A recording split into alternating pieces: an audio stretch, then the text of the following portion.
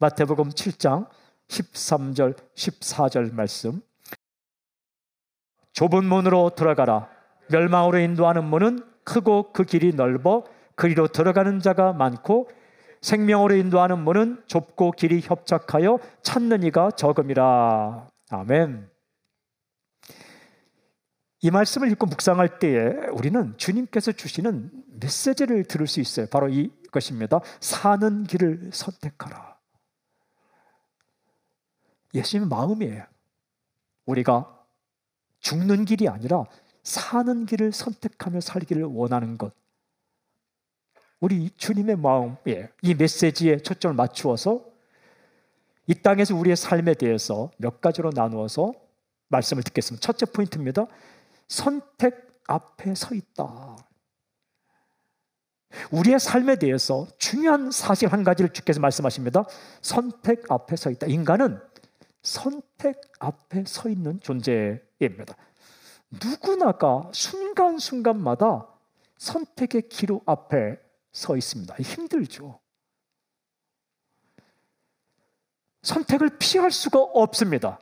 오늘 읽은 말씀에는 중요한 한 글자로 된 두 개의 단어가 나옵니다. 하나는 문이라는 단어고 또 하나는 길이라는 단어입니다. 문을 열고 들어가다, 그 인생을 말하는 거예요. 길을 가다, 인생을 말하는 거예요. 근데 문이라는 말과 길이라는 이 말 속에 들어있는 중요한 핵심이 무엇인가 하면 바로 선택이라는 거예요. 어떤 문으로 들어갈지 선택할 수밖에 없다. 어떤 길로 갈지 선택할 수밖에 없다. 그래서 우리는 때때로 후회할 때도 있죠. 아, 왜 내가 이 문을 열었을까? 왜 내가 하필 이 길을 선택했을까? 후회할 때도 있습니다. 어떨 때는 안도의 한숨과 감사가 나올 때가 있어요. 그래, 아, 이 문을 열기로 잘했어. 내가 이 사람 만난 것, 이 길 선택한 거는 참 잘한 일이야 라고 안도의 한숨을 쉬면서 감사할 때도 있어요. 때때로는 미련이 남을 때도 있어요. 그 문을 열었어야 되는데 선택하지 않은 문에 대해, 선택하지 않은 길에 대한 미련이 남을 때도 있어요. 언제나 선택은 고민이에요. 갈등입니다. 때로는 후회, 때로는 감사와 안도, 때로는 미련으로 우리가 그렇게 맞이하는 것. 그러나 선택을 해야 돼요. 예수님은 믿음을 가지고 살아가는 크리스찬 역시 선택의 기로 앞에 선다고 말씀하십니다. 오히려 믿고 나면 더 고민이 생깁니다. 더 갈등이 생깁니다. 왜? 믿음의 길이라는 팩터가 하나 더 생기기 때문에 그냥 평범하게 살 수 있지만 믿음이 온 이후로는 어떻게 하면 하나님께서 기뻐하는 길을 갈 것인가, 이 선택이 더 어려워진다는 사실입니다. 예, 선택의 기로 앞에 서 있습니다. 이 선택의 기로에 대해서 주님은 굉장히 중요한 말씀을 하세요. 두 번째 포인트입니다. 두 갈래의 길이 있다라는 거예요. 예수님께서 하신 말씀 가운데 두 갈래의 길이, 선택이 이렇게 기록되어 있습니다. 하나는 멸망으로 인도하는 문, 또 하나는 생명으로 인도하는 문. 그러니까 죽는 길이 있고 사는 길이 있다는 거예요. 망하는 길이 있고 흥하는 길이 있다라고 말씀하십니다. 먼저 이 멸망으로 인도하는 문은 어떤 길일까? 이렇게 말씀하세요. 멸망으로 인도하는 문은 크고 그 길이 넓어 그리로 들어가는 자가 많고. 멸망이라는 것은 죽는 거예요. 망하는 거예요. 깨어지는 겁니다. 부서지는 거예요. 헛수고 같은 거예요. 열매가 없는 거예요. 근데 그 멸망으로 가는 길은 어떻다고요? 크고 그 길이 넓다. 이게 크다, 길이 넓다는 것은 걸어가기 쉽다라는 거예요. 편하다라는 거예요. 그 좀 쉬워 보여요. 편해 보이는 길. 어떤 인생길도 쉽지 않습니다. 어떤 인생길도 편하진 않아요. 근데 쉽고 편해 보인다. 그러니까 내 마음대로 해도 괜찮을 것 같다. 그런 길이 있다. 어찌 보면 익숙한 길이 넓은 길이에요. 굳이 애써서 뭘 바꾸지 않아도, 좀 조심하지 않아도, 때로는 좀 정신줄 놓고 그냥 해롱해롱 돼도 그냥 습관적으로 걸어갈 수 있는 길. 근데 그 길 가운데 망하는 길이 많다는 거예요. 어떤 절제도 필요 없고 어떤 희생도 요구하지 않고 어떤 포기도 하지 않아도 그냥 해오던 대로 매너리즘 빠져서 그냥 갈 수 있는 길. 근데 그런 길 가운데 내 삶을 망가뜨리는 망하는 길이 많을 수 있다. 반면 예수님은 생명으로 인도하는 문에 대해 이렇게 말씀하십니다. 생명으로 인도하는 문은 좁고 길이 협착하여 찾는 이가 적음이라. 생명이란 사는 것이죠. 군사가 전쟁터에서 싸움을 하다가 마지막에 스탠드, 서 있는 자가 승리자입니다. 그런 길이 생명의 길이에요. 마지막에 서 있는 것. 아름다운 열매를 풍성히 맺는 것. 근데 그런 길의 특징이 뭐예요? 좁고 길이 협착하다. 무슨 의미입니까? 걸어가기에 좀 불편할 수 있다라는 말씀입니다. 여기 협착하다는 말은 좁다라는 의미도 있지만 다른 쓸 때는 희련이란 말로 번역되기도 합니다. 똑같은 단어예요. 좁다, 희련. 그러니까 희련을 당할 수도 있다라는 거예요. 왜냐하면 익숙하지 않기 때문에 내가 지금까지 해오던 것을 바꾸지 않으면 갈 수 없는 길, 좁고 협착한 길입니다. 옛 습관을 포기해야만 갈 수 있는 길, 절제해야만 갈 수 있는 길, 희생해야만 갈 수 있는 길 가운데 어찌 보면 사는 길이 많다. 그래서 그 길로 가는 사람은 적다라고 말씀하십니다. 멸망으로 인도하는 문으로 가는 사람은 좀 많고 생명으로 인도하는 문으로 들어가는 사람은 적다. 그래서 우리가 사는 길을 선택하고 가다 보면 때때로 내 습관을 바꿔야 될 때가 있어요. 그리고 때때로 외로울 때가 있어요. 왜냐하면 가는 사람이 적으니까. 그렇지만 주님은 사는 길을 선택하라. 어떻게 하라? 세 번째 포인트, 죽는 길이 아니라 사는 길을 선택하라. 주님께 이렇게 말씀하셨어요. 좁은 문으로 들어가라. 여기서 좁은 문은 생명으로 인도하는 문입니다. 이렇게 말씀하시는 거예요. 죽는 길이 아니라 사는 길을 선택하라. 주님의 마음이에요. 이게 부모님의 마음일 거예요. 목사의 마음이에요. 목자의 마음이에요. 하나님의 마음입니다. 예수님의 마음입니다. 제가 기도했어요. 무엇이 사는 길입니까? 그래서 말씀을 찾아보니까요. 생명의 길과 사망의 길, 복의 길과 저주의 길, 이 두 길을 대조해서 말씀하는 본문이 꽤 많더라고요. 그 중에 무엇이 사는 길인가? 세 가지를 나눕니다. 첫째는 믿음이 사는 길이다 라고 말씀하셔요. 여러분, 불신하고 믿지 않고 거절하고 그건 죽는 길이고, 믿고 받아들이고 그리고 의심하지 않는 길이 사는 길이다. 예수님의 제자 요한은, 사도 요한은 그가 쓴 요한복음에서 굉장히 아주 분명하게 인간이 사는 길을 제시합니다. 그러니까 요한복음의 핵심은 사는 길을 제시하는 거예요. 요한복음 3장에 보면 니고데모와 예수님이 대화 나오는 게 나옵니다. 니고데모라는 관원이 찾아왔을 때 예수님과 대화를 나눕니다. 그 대화 가운데 나오는 굉장히 중요한 말씀이 요한복음 3장 16절입니다. 뜬금없이 하신 말씀이 아니라 살기를 원해서 찾아온 니고데모에게 주신 예수님의 말씀. 3장 16절, 하나님이 세상을 이처럼 사랑하사 독생자를 주셨으니 이는 그를 믿는 자마다 멸망하지 않고 영생을 얻게 하려 하심이라. 멸망하지 않고 영생을 얻고 싶으냐? 믿으라 라고 주께서 하신 말씀이에요. 그러니까 믿음이 사는 길이다라는 것. 그를 믿는 자, 예수님을 믿는 자. 믿는다는 것은 붙잡는 거예요. 믿는다는 것은 마음을 열고 받아들이는 거예요. 믿는다는 것은 거기 가서 딱 붙는 거예요. 왜 예수님을 믿는 자가 사느냐? 이유를 예수께서 도마에게 하시는 말씀 가운데 분명히 말씀하십니다. 요한복음 14장 6절은 도마에게 하시는 말씀. 예수께서 이르시되 내가 곧 길이요 진리요 생명이니 나로 말미암지 않고는 아버지께로 올 자가 없느니라.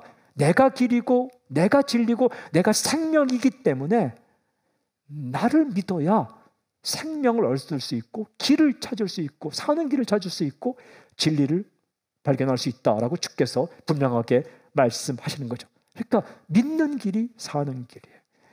이 요한복음을 쓴 요한은 나중에 요한 편지를 쓰게 됩니다. 그 편지 중에 하나가 요한일서인데 요한일서 5장 11절 12절에 분명히 말씀합니다. 또 증거는 이것이니 하나님이 우리에게 영생을 주신 것과 이 생명이 그의 아들 안에 있는 그것이니라.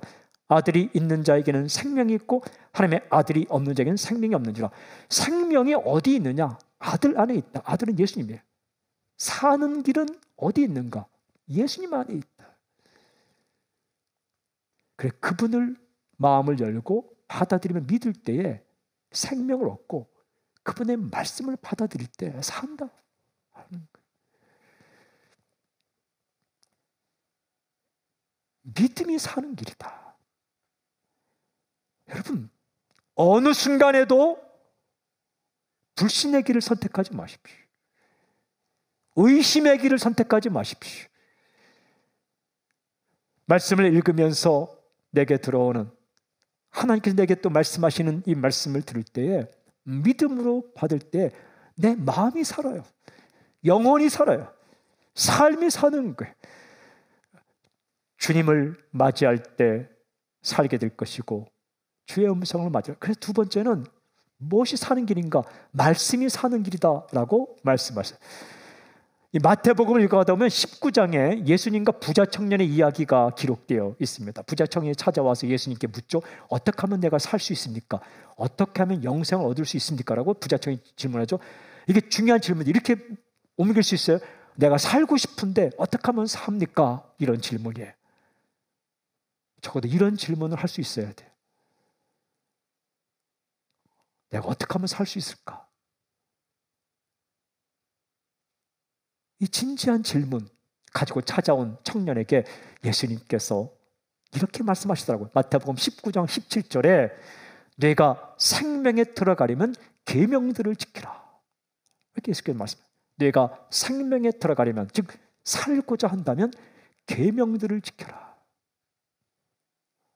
하나님께 주신 말씀들을 지키는 것이 바로 사는 길이다.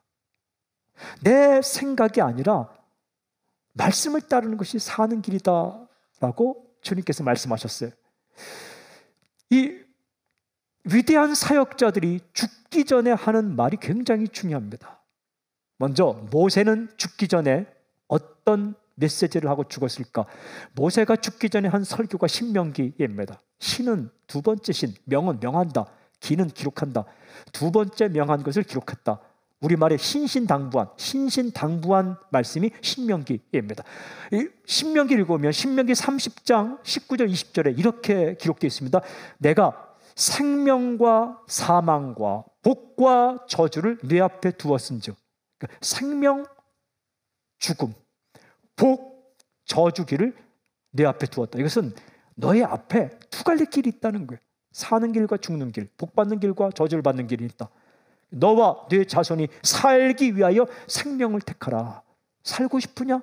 생명을 택하라. 생명은 어떤 길이에요? 네 하나님 여호와를 사랑하라. 하나님을 사랑하라. 사랑은 어떻게 하는 거예요? 그의 말씀을 청종하며 또 그를 의지하라. 사랑한다는 것은 첫 번째가 그의 말을 믿어주는 거예요. 의심하지 않고 하나님의 말씀을 택하라. 그게 사는 길이다 라고 유언처럼 설교합니다. 시편은 150편까지 있어요. 시편은 1편부터 150편까지인데 시편 150편의 포문을 여는 시편이 시편 1편입니다. 시편 1편은 서론이자 본론이자 결론이에요. 근데 시편 1편은 이렇게 노래합니다. 복 있는 사람은 악인들의 꾀를 따르지 아니하며 죄인들의 길에 서지 아니하며 오만한 자의 자리에 앉지 아니하고 오직 여호와의 율법을 즐거워하여 그 율법을 주야로 묵상하는도다.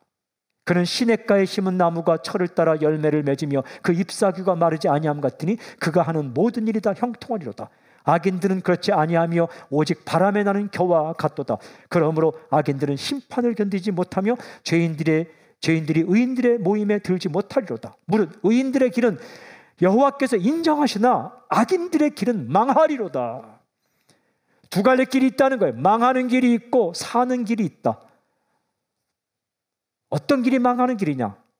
악인들의, 죄인들, 오만한 자의 길을 따라가는 것, 이건 망하는 길이다. 바람에 나는 겨처럼 후후로 날아가 버린다. 잡은 것 같은데 없고, 위치를 가진 것 같은데 흔들리고, 뭔가를 얻은 것 같은데 아무것도 없는 바람에 나는 겨우 같은 인생을 살 수밖에 없다. 그러나 말씀을 따라 사는 사람은 그게 사는 길이다. 그게 복 있는 길이다. 어떻게? 시냇가에 심은 나무처럼 살게 될 것이다. 이 말씀을 묵상해 보았어요. 도대체 시냇가에 심은 나무, 이게 어떤 인생일까? 이게요, 본인이 본인의 인생을 생각할 때 떳떳한 인생이 들어가요. 떳떳한 거예요. 여러분, 악인들의 길을 따라가고 죄인들의 길을 따라가고 오만한 자의 길을 따라가서 무엇을 소유를 얻은들, 올바른 길로 따라가서 얻지 않으면 떳떳하지가 않아요. 본인이 괴로워요. 본인이 마음이 죽는 거예요. 그리고 어느 순간 창피를 당하게 됩니다. 그러나 말씀의 길을 따라, 올바른 길을 따라 얻은 작은 소득, 그리고 남이 집중하지 못하지만 어느 위치, 그곳에 있을 때는 마음이 떳떳하며 평안이 임하는 거예요.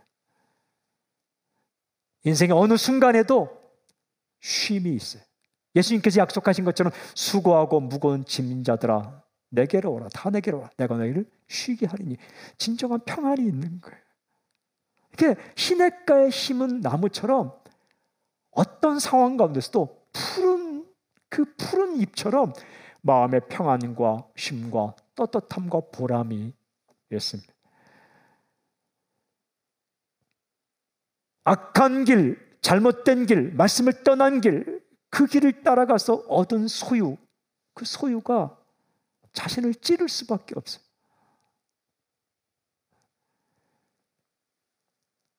그래서 이 사도 바울은 일평생 그렇게 살다가 마지막 편지를 씁니다. 사도 바울이 쓴 마지막 편지가 디모데 후서입니다. 아들 같은 디모데에게 마지막 편지를 쓰고 로마 감옥에서 순교합니다. 그 디모데 후서 읽으면 3장 13절부터 15절 두 갈래 길을 말합니다. 악한 사람들과 속이는 자들은 더욱 악하여져서 속이기도 하고 속기도 하나니.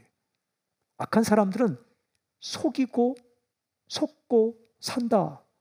그러나 너는 배우고 확신한 일에 거하라. 너는 네가 누구에게서 배운 것을 알며 또 어려서부터 성경을 알았나니 성경은 능히 너로 하여금 그리스도 예수 안에 있는 믿음으로 말미암아 구원에 이르는 지혜가 있게 하느니라. 악한 사람들은 서로 속고 속이며 산다. 그거 아십니까? 속이는 사람은 스스로에게 속고 있는 거예요. 속이면서 사람의 마음을 움직일 수 있다고 속고 있는 거예요. 매번 남을 속이며 살아가는 사람은 어떤 강력한 존재에 의해서 계속 속아 넘어가는 거예요. 그 길 따라가, 그 악한 길 따라가도 괜찮을 거야. 거짓된 길 따라가도 괜찮을 거야. 그런 길 따라가도 괜찮을 거야. 그래서 속이고 살아가죠. 나는 속여서 성공했다고 생각하지만 지금 엄청나게 속고 있는 거예요. 그 길 끝자락은 무엇입니까? 망하는 겁니다. 사람 잃습니다. 누가 존경합니까? 그러나 성경, 여기 성경에 보니까 어려서부터 성경을 안다. 참 이게 기가 막힌 본문이에요. 저는 우리 교회 자녀들이 어려서부터 성경을 알 수 있기를 좀 선포합니다. 이게 복이에요. 나는 어릴 때 있으면 못 믿고 지금 믿었는데 괜찮아요. 가장 어린 때가 지금이니까 지금 성경을 읽으면 돼요. 성경 말씀은 능히 우리에게 지혜를 준다. 말씀을 따라가는 길이 사는 길이다. 그래요. 말씀을 따라가는 길이, 근데 말씀을 따라갈 때는 좀 불편할 수 있어요. 좁은 길을 가는 것 같아. 익숙하지 않은 나의 습관을, 익숙한 습관을 버리고 익숙하지 않은 습관을 가져야 돼요. 그러나 그게 사는 길이에요. 사는 길. 세상은 더욱 악화해져서 말씀을 떠나서 그걸 사는 길이라고 외치지만, 그러나 하나님은 우리에게 말씀이 사는 길이다. 말씀을 먹고, 말씀을 기억하고, 말씀에 인생을 걸고, 조금 불편하도 절제하고, 때로는 내 마음대로 하고 싶은 것을 포기하며 말씀을 따라가는 것. 기도도 말씀에 근거해서 기도가 가장 강력한 기도입니다. 1월 첫째 주에 말씀에 근거한 15가지 기도를 할 거예요. 거기 1년 동안 할 기도가 다 들어있고 일평생 할 기도가 제목이 다 들어있더라고요. 굉장히 중요한 기도가. 그러면서 말씀을 묵상할 때 도대체 어떤 길이 사는 길일까? 마지막 세 번째가 겸손히 사는 길이다 라고 말씀하시더라고요. 예수님은 우리가 이 땅에 살 때에 두 갈래 길이 있다라고 마태복음에 또 말씀하세요. 그 길이 스스로 자기를 높이는 길이 있고 스스로 자기를 낮추는 길이 있는데, 이 말씀은 마태복음 23장 12절, 누가복음 14장 11절, 누가복음 18장 14절에 똑같이 기록되어 있더라고요. 그 중에 마태복음 23장 12절 말씀 제가 읽을게요. 누구든지 자기를 높이는 자는 낮아지고 누구든지 자기를 낮추는 자는 높아지리라. 스스로 자기를 교만하게 높이는 자는 낮아질 것이다. 그러나 스스로 자신을 겸손하게 낮추는 자는 높아질 것이다. 구약 성경에도 지혜를 말하는 잠언서에 잠언 18장 12절, 사람의 마음의 교만은 멸망의 선봉이요 겸손은 존귀의 앞잡이니라. 사람이 교만하면 망하게 된다. 그러나 겸손하면 존귀, 즉 존경을 받게 된다 라고 말씀하세요. 교만한 사람의 특징이 뭐냐 하면 남 비판을 열심히 해요. 자신을 비판자의, 재판자의 위치에 세워요. 교만한 사람의 특징은 불평이 많아요. 그러나 겸손한 사람은요, 남 비판을 정말 할 수가 없어요. 나도 잘난 것이 없다. 자꾸 남의 실수를 보면 내 자신 모습을 알기 위해 주 앞에 엎드리게 되죠. 그리고 불평하지 않아요. 감사, 뭐든지 감사한 거예요. 나 같은 이 사람에게 이 자리, 이 사람, 이렇게 일할 수 있는 기회, 이것을 줬다는 사실 자체가 감사한 거예요. 그럼 여러분, 불평이 생기면 살아요? 감사가 생기면 살아요? 감사가 오면 사는 거예요. 어떤 마음에 감사의 물줄기가 임하냐? 교만한 마음에 감사가 오지 않고 이 겸손한 마음에 감사가 흘러들어오는 거예요. 참 신기해요. 가진 것이 많아서 감사하는 게 아니라 내 자신을 스스로 낮출 때에 낮은 것으로 감사의 물이 흘러들어오더라고요. 이 겸손함이 사는 길이에요. 여러분, 내 마음이 좀 교만해지면 비판 생기고, 내 자신을 바라보면 불평, 남을 보며 비판 이러면 내 마음이 망가져요. 내 마음이 깨져요. 남이 알아주지 못하면, 알아주지 않으면 내 마음이 막 상하고, 그럼 내 마음이 깨지는 거예요. 그러나 늘 겸손. 나 같은 비천한, 내세울 거 없는, 자격 없는 나를 사용하신다니.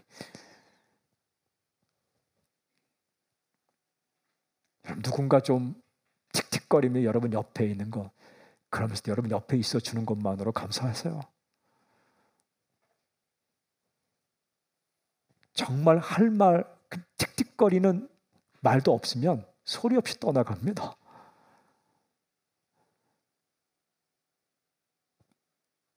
늘 순간마다 겸손, 그게 내가 사는 길이에요. 그리고 존경을 받게 되는, 존귀하게 되는 지름길이다. 그럼 불신, 의심하고 받아들이지 않고, 불신은 죽는 길이지만 믿고 받아들이는 것, 그리고 주 앞에 딱 붙어 있는 것, 이게 사는 길이에요. 내 생각과 세상의 생각을 따라가는 게 사는 길이 아니라, 조금 때로는 불편할 수 있지만 말씀을 따라 절제하며 따라가는, 말씀이 사는 길입니다. 그리고 나를 부단히 주 앞에서 낮추며 겸손하게 하는 것이 사는 길이다. 주님은 때마다 시마다 성령을 통해서 망하는 길과 흥하는 길, 죽는 길과 사는 길, 저주의 길과 복의 길을 우리에게 말씀하십니다. 그때에 사는 길을 선택하십시오. 고민이 생기고 갈등이 생기지만 내 습관을 바꿔서라도, 내가 익숙하던 것을 깨뜨려서라도 사는 길이다, 복의 길이다, 은혜의 길이다 라는 확신이 있을 때는 과감하게 그 길을 선택하십시오. 이제 늦지 않았을까? 아닙니다. 언제든 늦은 때 없습니다. 그때 그 길을 선택하면 그때부터 생명길로 들어가게 될 것입니다. 우리의 인생의 커다란 한 가지 기도 제목, 사는 길을 선택하게 해 주십시오. 주님, 무엇이 사는 길인지를 보게 해 주십시오. 주님, 무엇이 사는 길인지를 보고 그 사는 길을 과감하게 선택하게 해 주십시오. 자녀를 위해 기도할 때, 가족을 위해 기도할 때, 교회도 마찬가지입니다. 교회가 지금까지 해오던 전통이 있을지라도 그 전통보다 다른 것이 사는 길이라면 과감하게 그걸 선택하는 것. 민족도 마찬가지입니다. 하나님, 이 민족의 리더들이 망하는 길을 선택하지 않고 교육과 문화와 행정과 법조계와 정치계와 모든 경제계와 사업대에 있는 사람들이 나도 살고 함께 사는 길을 선택하는 정책, 선택하는 선택하는 그런 방법들을 찾아내어서 사람들을 살 수 있도록 주님, 미종자들을 붙잡아 주십시오. 자신과 가족과 교회와 민족을 위해 기도할 때 사는 길을 보게 해 주십시오. 사는 길을 선택하게 해 주십시오. 그리고 선택했다면 때로는 외롭기도 하고 때로는 시련을 맞을지라도 중간에 포기하지 않고 그 길을 끝까지 가게 해주십시오. 그 길 끝자락에 주님이 서 계십니다. 그 길 끝자락에 생명이 있습니다. 그 길 끝자락에 안식과 평화와 쉼과 진정한 떳떳함, 뿌듯함, 보람, 행복이 있을 것입니다. 저는 선포합니다. 오늘 말씀을 따라 죽는 길이 아니라 사는 길을 선택하는 당신이 되길 주님 선포합니다. 그렇게 행하실 주님을 찬양합니다. 그렇게 행하실 주님을 찬양합니다. 할렐루야.